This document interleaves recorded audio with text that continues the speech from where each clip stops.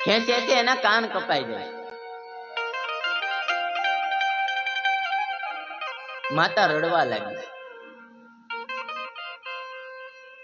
કે જે મારા પતિ આજ સુધી જીવનમાં કીધું એ વ્રત નિયમ આસમ ધર્મ નથી પાલન કર્યું એટલે જ આવું થયું.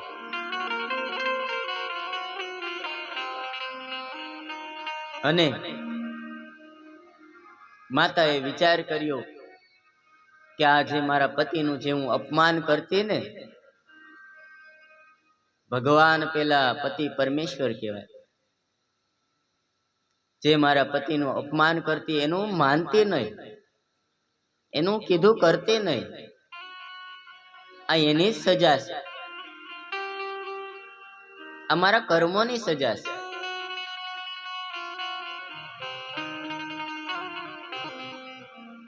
પછી તો ધૂંધલીએ વિચાર્યું હવે મારે જીવવું નથી, અને ત્યાં જે કુવા પાસે બેઠી હતી અને એ જ કુવામાં કૂદકો મારી અને પોતાનો પ્રાણનો ત્યાગ કર્યો.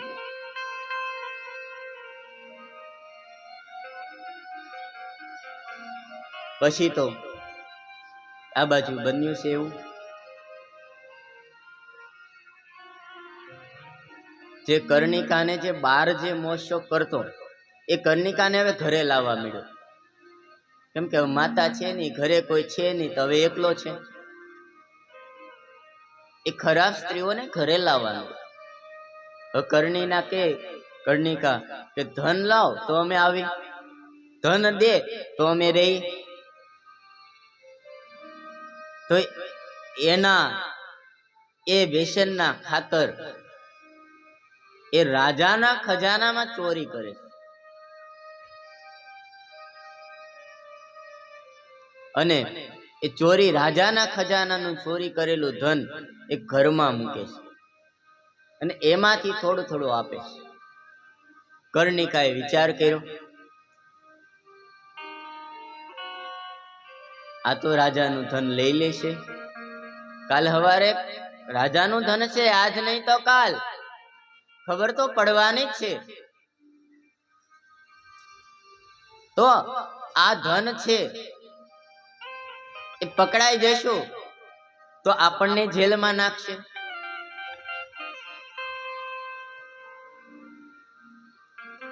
તો એ કર્ણિકાએ બધી ભેગી થઈને વિચાર કર્યો, પાછી એક નહોતી 4-5 હતી,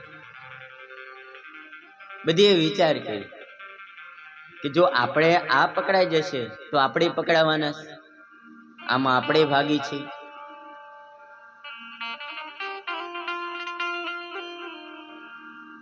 વિચાર એવો કર્યો કે આપણે આને મારી નાખીએ અને ધન બધું આપણે લઈ લઈએ.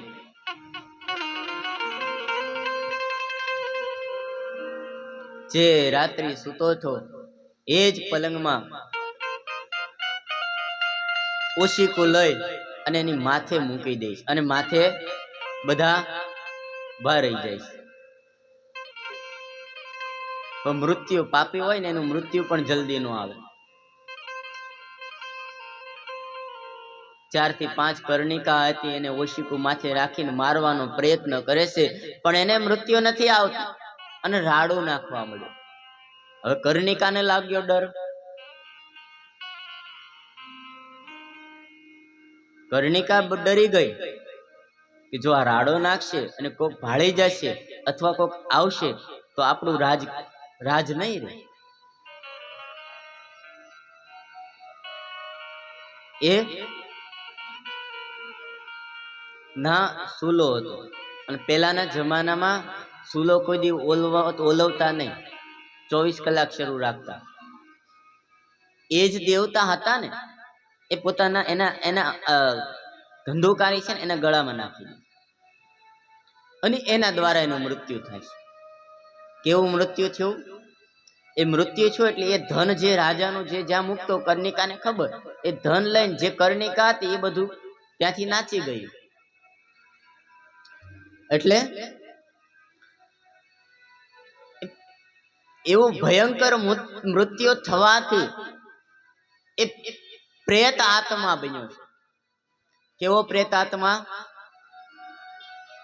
કે ગામના લોકો એ પ્રેત બનીને રાડો શિષ્કાર, કેમ કોકને દર્દ થતું હોય, પીડા થતી હોય, અને જે પીડાના સહન ન થાય અને એના હિસાબે જે રાડો જે નાખતો હોય એ આખા ગામમાં સાંભળે છે. ગામના લોકોએ વિચાર કર્યો કે આ પ્રેત છે, બંધાયેલો પ્રેત છે, પાપના લીધે પ્રેત બન્યો.